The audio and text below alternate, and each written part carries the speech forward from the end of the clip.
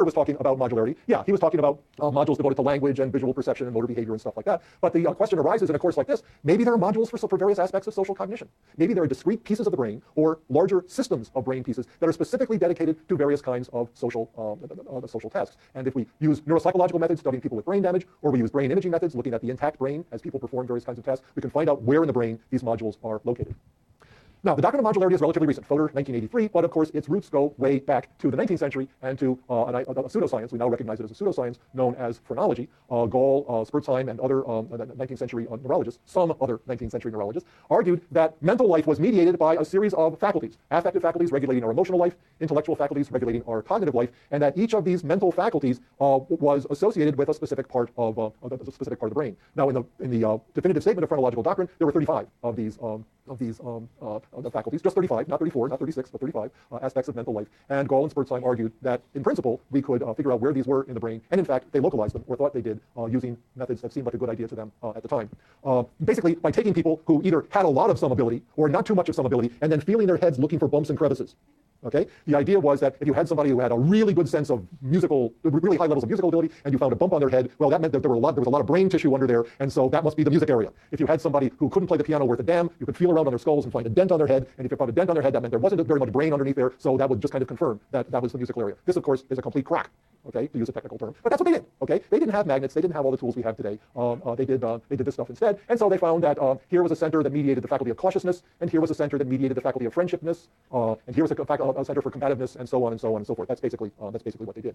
Now, what's really interesting, I think, historically about phrenology is that more than half of the 35 phrenological faculties were expressly social in nature. They had their fundamental purpose, if you will, had to do with things like personality and social interaction, not with thinking or reasoning. Here's a list of that's like, I think there are 18 or 19 of these here. And if you correlate these with the postulated loci in the brain, you can see that most of the brain is a social brain. Yeah? Because the purely cognitive functions are associated with these relatively small areas up here, what we would now call orbitofrontal cortex. But most of the brain, as far as the phrenologists were concerned, was due to that had to do with social cognition. Well, that's just kind of a historical footnote. Where does any of this really come from? We know that this is pseudoscience. Well, it turns out that, again, beginning in the 19th century and stimulated mostly by the phrenologists, early neurologists actually began to discover certain parts of the brain that did seem to be involved with various kinds of specific psychological functions. The first of these was a neurologist named Broca, who had a patient named Tan, that was his nickname, who had what's now known as an expressive aphasia. He couldn't speak. He actually could only utter one syllable, the syllable Tan, which is how he got his name. Broca waited for Tan to die, then went in, autopsied his brain, and discovered that Tan had a huge lesion in a part of the frontal cortex, which is now known as Broca's area, and that was the very first scientific documentation of a specific part of the brain being associated with a specific psychological function. A little bit later on, another neurologist named Wernicke had another patient who had problems understanding language, waited for him to die, autopsied his brain, and discovered that he had a lesion in a very different area, not in what we call Broca's area, but now in Wernicke's area. 1860, 1874, the first scientific evidence for something like the localization of function in the brain, the first evidence that really supports the so-called doctrine of modularity. What's interesting here historically is that there was another case in the 19th century, which, had it been analyzed properly, actually would have beaten both Broca and Wernicke to the punch, and that is the famous case of Phineas Gage, studied by a New England physician, John Martin Harlow. Is there anybody who doesn't know the story of Phineas Gage? He was a railroad worker. He was setting some explosives. The explosives went off before they were supposed to, and what happened was his tamping iron entered his cheek went behind the eye and right out the top of his head. This is a drawing of Gage's skull with the tamping iron placed in it. If you want to know what the tamping iron actually looked like, here he is. This is Phineas Gage. People have probably never seen what Phineas Gage actually looked like. This is what he looked like. You can see his one eye is closed because the tamping iron did some serious damage to his eye. That's the tamping iron. It's almost 5 feet long. It's some huge piece of metal that went through this guy's head. And what was amazing about it is that he survived at all. He did, in fact, survive. And even though he went through by accident what we would now call a near total frontal lobotomy. There it is. That's the newspaper. This is the newspaper the report of Gage's accident. And what's interesting about this early report is that what people were just amazed about was that he lived at all. Okay, but Gage became more important later on because his physician, John Martin Harlow, wrote a kind of retrospective account of the Gage case, in which he argued that after the accident, Gage's personality had changed. Okay, in this regard, his mind was radically changed so decidedly that his friends and acquaintances said he was no longer Gage. The Gage that had been a very upright citizen of Cavendish, Vermont, was now, Harlow said, now kind of a reckless person who was very cordial, was now more aggressive, a person who was very cautious in his words, now used a lot of profanity. And Harlow speculated that what had happened was that this accident had damaged particular parts of the brain, which the phrenologist understood to be associated with particular functions. So before he was efficient and capable, he was shrewd and smart, he was energetic and persistent. Afterwards, we were told he was fitful and capricious and impatient and obstinate and lacked deference and all of that business. And what was interesting about this was that the phrenologists of the time said, well, that's exactly what you'd expect, because look where the damage was. The tamping iron came out right there, right in the junction of benevolence and veneration, right? The two parts of the brain that are supposed to mediate benevolence and veneration, they were destroyed. So of course, Gage was no longer Gage. He used to be like that. Now he's like that. Okay, historical footnote here. It's very important for people to understand that the evidence for this is a famous case. It's written about all the time. It's referred to all the time in the literature. But in fact, we know very little about what Gage was really like after his accident. Okay, not least because Gage eventually left New England and actually moved here to the Bay Area and took up work. Remember where his accident was? His accident was in 1848. What happens in 1849?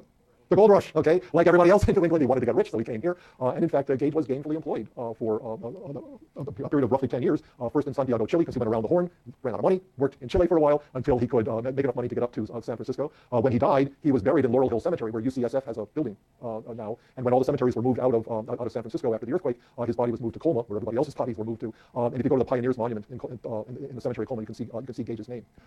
Okay, it's such a famous case. How come, and it was 1848, 1849, he died in 1859, that's still before Tan. How come Tan is the index case for the doctrine of modularity and not Phineas Gage? The reason is we don't have Gage's brain. All we have is Gage's skull. Nobody in San Francisco, when he died, nobody in San Francisco knew that he was anybody special, right? So they didn't preserve his brain the way Tan's brain was preserved, so it couldn't be looked at by other people. All we have is Phineas Gage's skull, okay, which is that, okay, with the hole in the top, and that just wasn't good enough. The neurologists at the time, who were really beginning to test phrenological doctrine, needed to see the brain, not just the skull, to see where the damage really was. The other thing that needs to be understood about the Gage case is that John Martin Harlow, the physician who had treated him and who reported that Gage was no longer Gage after his accident, and who diagnosed his personality problems, was himself a closeted phrenologist. Okay, so Harlow knew where the damage was, knew what phrenological doctrine said was being mediated by those parts of the brain, and it's entirely possible that Harlow's knowledge of phrenological doctrine influenced his interpretation of Gage's behavior. So it's just not a very good case for most purposes. But the fact of the matter is that I think that Gage, in the same way that somebody like Tan or maybe patient HM is the index case for cognitive neuropsychology, the guy who really got cognitive psychologists thinking that there might be particular modules of the brain associated with particular cognitive functions. Even though the case is very, very, very ambiguous, I think the Phineas Gage case deserves to be understood as the index case of social neuroscience. Maybe it's true, maybe it's not true, but it was the Gage case that gave us the idea that there might be particular brain modules associated with particular aspects of personality and social interaction. Fast forward 150 years, okay? What do we think about this now? Well, beginning in the 1980s, a number of psychologists and others who were interested in neural functioning began to discuss the possibilities that there were particular parts of the brain that were associated with particular social functions. The first guy to do this seriously was Howard Gardner, which many of you will know from his famous theory of multiple intelligences. Gardner argued that intelligence was not just one thing, but there were 6 or 7 different kinds of intelligence that could be dissociated from each other, so that you could be high on one and low on others and so on. And Gardner argued that among these multiple intelligences was an intrapersonal intelligence that had to do with a person's ability to understand his or her own interior life, especially emotional life, and an interpersonal intelligence, an ability to deal with other people, to notice and make distinctions among other individuals.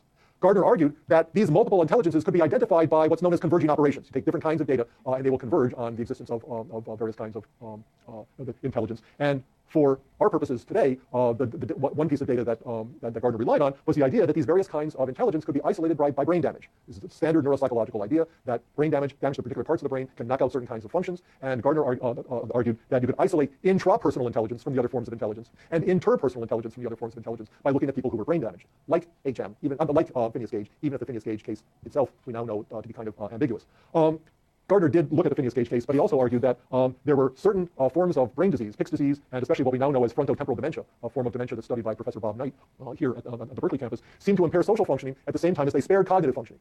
Okay? At the same time, there are other neurological illnesses like Alzheimer's disease and Down syndrome, which appear to impair cognitive functioning but spare social functioning. Okay? The idea that you could dissociate cognitive functioning from social functioning, impair one but spare the other, whichever one you want to do, suggests that cognitive functioning and social functioning are mediated by separate sets of brain structures. And the idea for social neuroscience really comes from here. Okay, a little bit more recently, Ray Jackendorf argued that there are separate faculties of social cognition that are separate from kinds of non-social cognition. So we suggested that we have particular cognitive modules, like the modules that are involved in language processing or visual information processing, that are specifically oriented to answering questions like who is it and what's this person doing and what's this person doing to me and so on. Okay, we're going to skip this for the purposes of getting through this. Simon Baron-Cohen, we'll talk about him more next week, had a similar idea around in the early 90s, looking at cases of autism and arguing that patients with autistic spectrum disorders had specific deficits in social functioning, which suggested that whatever the brain damage was that was involved in autism, Baron-Cohen didn't know what it is, we still don't know what it is, but whatever the brain damage is seems to affect social functioning more than other kinds of functioning. Again, this is an argument for the modularity of social cognition. And then finally, Dan Goleman himself, however wrong he may have been about the rhetoric of constraint, argued that there were particular functions, the social cognitive functions, that he thought were mediated by by different brain structures. So primal empathy, the ability to feel what somebody else is feeling, the ability to listen to somebody and actually communicate with them, the ability to influence others, the ability to synchronize your behavior with somebody else. Goleman argued that these were the very likely kinds of things to be associated with various modules in the brain. Okay, so here we have first Phineas Gage and cases of brain damage give us the idea that it really might be true that various social cognitive functions might be mediated by brain structures, brain systems of brain structures that are different from those that mediate non-social cognition. And people like Ray Jackendoff and Dan Goleman suggesting what those structures might be. Okay, so here we have the psychological theory leading the neuroscience. The question is, where are they? Where are these brain structures? What aspects of social cognitive function seem to be mediated by separate modules in the brain? That's the problem we'll take up on Wednesday. And as you'll see, that is not so simple a question to answer. Thanks very much. We'll see you on Wednesday.